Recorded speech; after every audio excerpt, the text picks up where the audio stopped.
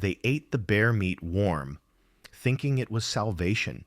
It was a trap. Inside the muscle, thousands of microscopic worms woke up. As the men froze on the ice, they were being eaten alive from the inside out. The fog on White Island does not drift. It hangs like a wet shroud, tasting of salt and ancient decay. The year is 1930. On the rocky shoreline, the silence is so absolute that the sound of boots crunching on gravel sounds like gunfire. A group of seal hunters from the ship Bratvag moves inland. They are looking for tusks and blubber. Scanning the gray stones for movement, the air is cold enough to freeze sweat inside a wool collar. Yet the summer sun has melted just enough of the glacier to reveal things that were meant to stay buried. One of the young sailors stops. He sees something that defies the geology of the Arctic. It is not a rock. It is a curve, a man-made shape protruding from a snowbank. He calls to the others. His voice is swallowed instantly by the mist. They gather around the object. It is a boat, but it looks like the carcass of a strange beast. The frame is driftwood. The skin is varnished silk, now shredded and bleached by 33 winters. It lies upside down, half buried in the permafrost. The men begin to dig with their hands. The ground is hard as iron. They pull at the debris. A sailor gasps and recoils, wiping his glove on his trousers. Sticking out of the ice is a boot. It is high-quality leather, the kind a gentleman would wear on a promenade in Stockholm, not on a desolate rock at the top of the world. The boot is not empty. Inside, there is the undeniable weight of a human foot. Panic begins to set in, a cold prickle at the base of the neck. They dig faster now. They find a jacket with a monogram on the pocket. They find a gun, rusted useless, and then they find the book. It is a diary wrapped in a sweater, its pages fused together by ice that is clearer than glass. The leader of the hunters holds the frozen block in his trembling hands. He knows the legend. Everyone knows the legend. 3 men flew into the sky in a hydrogen balloon before the turn of the century and vanished into the ether. They were ghosts. But ghosts do not leave bones. Ghosts do not leave diaries. The sailor looks down at the frozen graveyard and realizes the terrifying truth. They did not disappear into the heavens. They fell, and they took a long, slow time to die. To understand the horror of the end, you must first witness the arrogance of the beginning. We rewind time by 33 years. We leave the frozen silence of White Island and travel back to July 11th, 1897. The location is Danes Island, on the edge of the Svalbard archipelago. It is the height of the Arctic summer, but the air still carries the bite of the pole. Here, amidst the gray rocks and the screaming gulls, a wooden hangar stands like a cathedral in the wasteland. Inside this wooden womb swells a monster. It is the eagle, a hydrogen balloon of colossal proportions, made of varnished Chinese silk. It shines with a greasy yellow and black sheen, smelling of lacquer and gas. Sal, Oman, August. Andrée stands before his creation. He is 42 years old, a man of iron will and terrifying confidence. He wears a suit of heavy wool that would look appropriate in a Stockholm boardroom, but looks absurd against the backdrop of the glaciers. He is not alone. Beside him are Niels Strindberg and Knut Frenkel. They are young, strong, and utterly doomed. They smile for the cameras. They hold glasses of champagne. The mood is electric. It is a celebration of human dominance over nature. The world is watching them. The King of Sweden has funded them. Alfred Nobel has backed them. They believe that technology and courage are enough to conquer the ice. They are wrong. The wind begins to blow from the south. It is the wind Andrée has been waiting for. The breath of God that will push them across the North Pole to the other side of the world. The command is given. Knives slash through the holding ropes. The wooden hanger falls away. The eagle is free. For one glorious heartbeat, the balloon rises majestically. The crowd on the ground cheers. Caps are thrown into the air.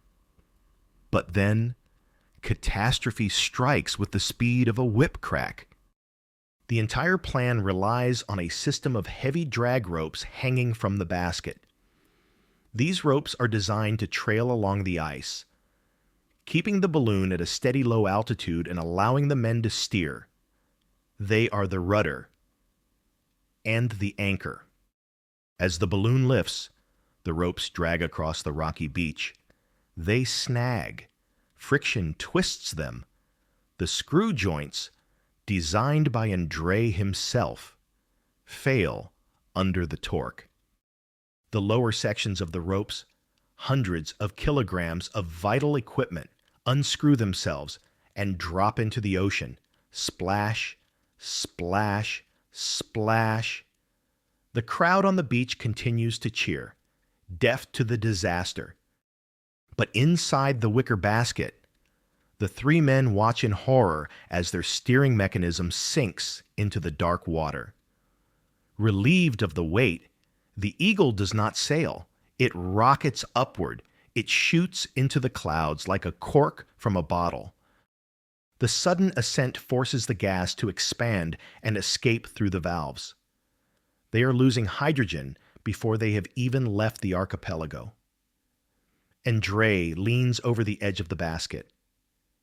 He sees the ropes floating like dead snakes in the bay. He sees the tiny figures of his friends on the ground waving goodbye. In that split second, the dream dies.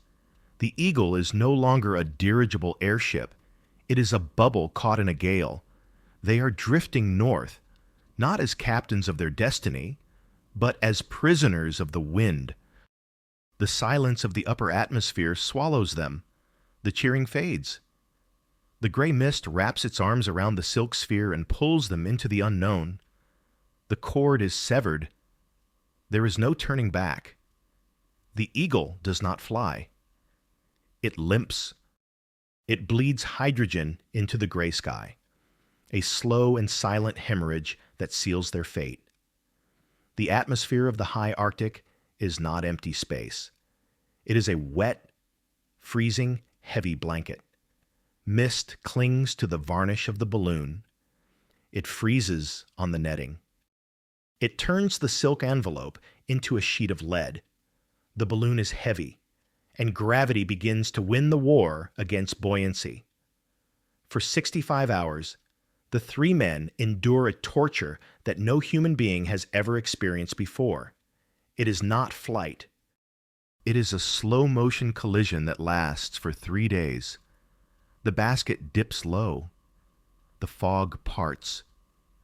Below them, the surface of the polar sea rushes by at a sickening speed. It is not water. It is ice. Endless. Jagged, moving ice. The basket strikes the top of a pressure ridge with a bone-jarring crash. The wicker screams. The men are thrown to the floor, bruising ribs and biting tongues. The balloon rebounds, shooting up into the mist again, only to fall back down a minute later. Smash, rise, smash, rise. They call it stamping. It is the sound of a giant hammer hitting the anvil of the world. Inside the basket, the nausea is constant. They are trapped in a pendulum of vertigo. They cannot sleep. They cannot eat. They can only hold on to the ropes as the wicker floor splinters beneath their boots. They are being dragged across the roof of the world inside a laundry basket. Desperation sets in. To stay in the air, they must lose weight. They begin to throw things overboard. First goes the sand. It spills onto the white snow like spilled pepper. It is not enough. The ice rushes up to meet them again. Next goes the food. Cans of pemmican, boxes of biscuits, crates of precious calories that were meant to keep them alive for months. They are trading their future for a few more minutes of flight. It is a devil's bargain. Then goes the science. The heavy brass instruments, the telescopes, the winches. They hurl the pride of the 19th century into the slush. Finally, in a moment of pure madness induced by fear, they throw out the maps. They toss the charts of the Arctic Ocean over the side. The paper flutters down and disappears into a black crack in the ice. They are now flying blind, erasing their own path. On the morning of July 14th, the wind dies. The eagle gives one last shudder and settles onto a floe of pack ice. There is no crash this time, just a soft, defeated crunch. The hydrogen hisses out of the valves. The great black sphere, once proud and round, begins to collapse. It folds in on itself, wrinkling and sagging, draping over the ice blocks like the skin of a dead whale. The silence that follows is more terrifying than the wind. It is absolute. There is no birdsong, no rustle of leaves, no hum of engines, just the vast, white nothingness. Andrée, Strindberg, and friend Kell climb out of the basket. They step onto the frozen ocean. They are not dressed for this. They stand on the pack ice wearing tweed suits, stiff collars, and neckties. They look like three businessmen who took a wrong turn on the way to the office and ended up in the Pleistocene era. They check their pockets. They have guns. They have a little food. They have a camera. But looking at the heap of black silk that was their only way home, the reality settles on them like the frost on their mustaches. The sky is empty. The horizon is a flat white line. They are the only living things in a dead world, and they are walking. The sky is no longer their home. The ground is their prison. They harness themselves to the sledges like mules. The leather straps bite into their shoulders, cutting off circulation to their arms. Behind them, the wooden runners of the sledges groan against the snow. Each sledge weighs 200 kilograms. They are dragging the weight of a grand piano across a landscape that looks like a bombed city. The ice of the Arctic Ocean is not a flat skating rink. It is a chaotic jumble of smashed blocks and pressure ridges. Walls of ice rise 10 feet high, jagged and sharp as broken glass. To move forward 1 mile, they must climb over these walls, lifting the sledges by hand, sliding them down the other side, and harnessing up again. Then they walk 50 yards and hit the next wall. It is a rhythm of agony. Pull, climb, lift, pull. Sweat soaks their heavy wool sweaters. In the breaks, the sweat freezes into a layer of ice against their skin. Their boots are constantly wet. The skin on their feet turns white and wrinkled, peeling away in raw strips. They march south. Their goal is a depot of food at 7 Islands. They march with the desperation of men who know that winter is chasing them. But the Arctic has a cruel sense of humor. The ice they walk on is not stationary. It is a thin crust floating on a dark, moving ocean. The current beneath them is flowing fast to the northwest, away from land, away from salvation. For weeks, they live in a nightmare of geometry. They walk 10 miles south during the day, exhausting their bodies until they collapse. But while they sleep, the ocean carries their camp 12 miles north. Niels Strindberg stands with his sextant, trying to find their position. The sun is a pale disk in the fog. He calculates the latitude. He checks his figures. He checks them again. He looks at Andrée. The look in his eyes is not fear. It is disbelief. They are walking backwards. They are rats on a spinning wheel. Every step they take towards home pushes them further into the void. The depot is getting further away. The 7 islands are a fantasy. They are being carried into the white blank space on the map where no ship has ever gone. Hunger changes a man. It hollows out his cheeks and sharpens his teeth. The civilized world of tinned biscuits and champagne is a distant memory. Now, they look at the world with the eyes of predators. When the polar bear emerges from the mist, they do not see a majestic animal. They see meat. The bear approaches them with curiosity. It has never seen a human. It does not know to be afraid. The crack of the rifle destroys the silence. The bear drops. The white snow turns a shocking, violent crimson. They descend upon the carcass. The transformation is complete. The 3 Swedish gentlemen, members of the Royal Academy of Science, are now savages. They cut open the warm body of the bear. Steam rises from the guts into the freezing air, smelling of iron and musk. They cut out the heart. They slice the kidneys. They are too hungry to wait for the meat to cook fully.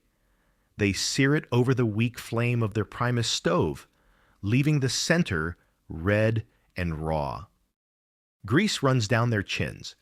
They gorge themselves on the protein, feeling the warmth spread through their freezing limbs. They do not know that the bear is a trap. The meat is poisoned. Hidden within the muscle fibers are thousands of microscopic larvae. Trick in Ella Spiral is, as the men swallow the bloody steaks, they are ingesting a slow and painful death. The parasites wake up in their stomachs. They begin to burrow through the intestinal walls, seeking the bloodstream. The men feel strong today. They feel full. But they have just invited the end inside their own bodies. The descent is no longer just physical. It is biological. They are rotting from the inside out. The enemy is no longer the ice. It is no longer the wind or the drift. The enemy is now inside the blood. The raw bear meat they consumed with such savage joy has betrayed them. The microscopic larvae have hatched in their stomachs and migrated into their muscles. The pain begins in the legs. It feels like the muscles are being torn apart by hot pincers. Then comes the swelling. Their faces puff up, turning grotesque and waxen. Their eyes become slits in masks of fluid. High fever rages through their bodies. They are burning up from the inside, while the air outside drops to 30 degrees below zero. They are dragging their sledges through a delirium. The white horizon begins to twist. They see hallucinations, warm fires that are not there, ships that vanish when they blink. But amidst the fever dreams, one shape remains solid: land. It rises out of the mist like the back of a black leviathan. Kvit oi, a white island. It is the first solid ground they have seen since July. It should be a moment of triumph. It should be salvation. But as they stumble onto the rocky beach, the crushing reality destroys their hope. The island is not a sanctuary, it is a tomb. It is a barren rock at the end of the world, crowned by a massive, lifeless glacier. There are no trees. There are no caves. There is only driftwood and sharp volcanic stones. It is early October. The Arctic summer is dead. The sun, which has circled the sky for months, is now dipping below the horizon. The long polar night is coming. The darkness is not just an absence of light. It is a physical weight that presses down on the soul. Niels Strindberg is the first to surrender. The young physicist, the man who brought the camera to capture their glory, can go no further. His heart gives out. He dies quietly, shivering in the bottom of a sleeping bag that is stiff with ice. Andrée and Frenkel do not have the strength to dig a grave in the frozen permafrost. They do not have the strength to mourn. They drag his light body to a cleft in the rocks. They cover him with heavy stones to keep the foxes away. It is a shallow, crude burial, a dark mound on the white snow. Now there are two, Andrée and Frenkel, crawl away from the grave. They are too weak to build a proper winter hut. The massive logs of driftwood lying on the beach are too heavy for their wasted arms to lift. Instead, they pitch their small silk tent in a shallow depression. It is a fragile shelter, a thin membrane of fabric against the fury of the winter storms. They crawl inside. The space is cramped. The air smells of unwashed bodies and sickness. They have food. They have bear meat. They have cans of goods, but they cannot eat. Their jaws are too sore to chew. Their throats are too swollen to swallow. The exhaustion is total. It is a lethargy so deep that even the instinct to survive flickers and dies. Outside, the wind begins to howl. It screams across the glacier, tearing at the tent pegs. Snow piles up against the silk walls, slowly burying them alive. Inside, the Primus stove runs out of fuel. The hiss of the blue flame fades into silence. The temperature in the tent plummets. Andrée pulls his diary from his pocket. His fingers are black with frostbite. He tries to write, but the pencil slips. He wraps it in his sweaters. He lies back. Next to him, Frenkel is already cold. The darkness of the tent merges with the darkness of the sky. They close their eyes. The wind covers the tent with a blanket of white, erasing them from the face of the earth. The silence returns. The ice held its secret for 33 years. It preserved the bodies, the clothes, and the shame in a deep, frozen stasis. But the most haunting witness was not a bone or a diary. It was a roll of Kodak film, hidden deep inside a brass cylinder, buried in the snow. We travel forward in time, leaving the desolate silence of White Island for a dark, chemical-smelling room in Stockholm. The year is 1930. A technician stands under the dull glow of a red safety light. He holds his breath. He is performing a resurrection. He drops the exposed paper into the developing tray. The liquid ripples. For a moment, there is nothing but white. Then, shadows begin to form. Gray shapes bleed into existence. Slowly, like a ghost rising from the mist, the image sharpens. It is the eagle. We see the great balloon, not soaring in the sky, but crushed against the ice. A broken giant. We see the three men. They are standing by the wreckage. They are not looking at the camera. They are looking at the horizon, at the millions of tons of ice that stand between them and home. The technician watches the image stabilize. He is the first person to see this scene since the eyes of the dead men closed 3 decades ago. The photograph is a portal. It freezes the moment of their failure forever. Next comes the voice. The diaries are thawed out, page by fragile page. The paper is stained with damp and mold, but the pencil lead is defiant. We expect to read the scrawlings of madmen. We expect screams of terror, curses against God, or ink trails that wander off into nonsense. But Salomon Andrée denies us this satisfaction. Even as his body rotted, his mind remained rigid. He writes with the detached precision of a scientist observing an experiment, even though the experiment is his own death. He records the temperature. He notes the appearance of a seagull. He catalogs the weight of the sledges. In his final pockets, found against his chest, there is a scribble that echoes with a heartbreaking bravery. With such comrades, he writes, one should be able to manage under any circumstances. He lied. They did not manage. But he refused to let the panic enter the page. He died as he lived, pretending that he was in control of a chaos he could not comprehend.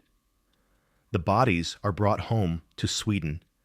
The return is a spectacle. The streets of Stockholm are lined with thousands of people. Flags fly at half-mast. Bells toll from the church towers. The 3 men who died shivering in a tent made of silk are hailed as heroes. They are buried with pomp and circumstance, their coffins covered in flowers. But the applause of the crowd rings hollow against the silence of the photographs. The medals and the statues cannot change the truth of what happened on the ice. The camera pulls back one last time. We leave the warm streets of the city. We leave the museums where the rusted rifles and the tattered clothes sit behind glass. We fly north, over the gray ocean, over the pack ice that shifts and grinds in the eternal twilight. We return to White Island. The island is empty. The wind has scoured away the campsite. The stones that covered Strindberg have been scattered. The snow has washed away the stains of the bear meat. There is no monument here. There is no sign that men ever walked, or hoped, or died on this rock. The glacier moves slowly down to the water, cracking and groaning, indifferent to the tragedy. The Arctic does not care about human ambition. It does not care about bravery. It simply is. The mist rolls in from the sea, erasing the horizon, reclaiming the white silence. The cold is the only thing that lasts forever.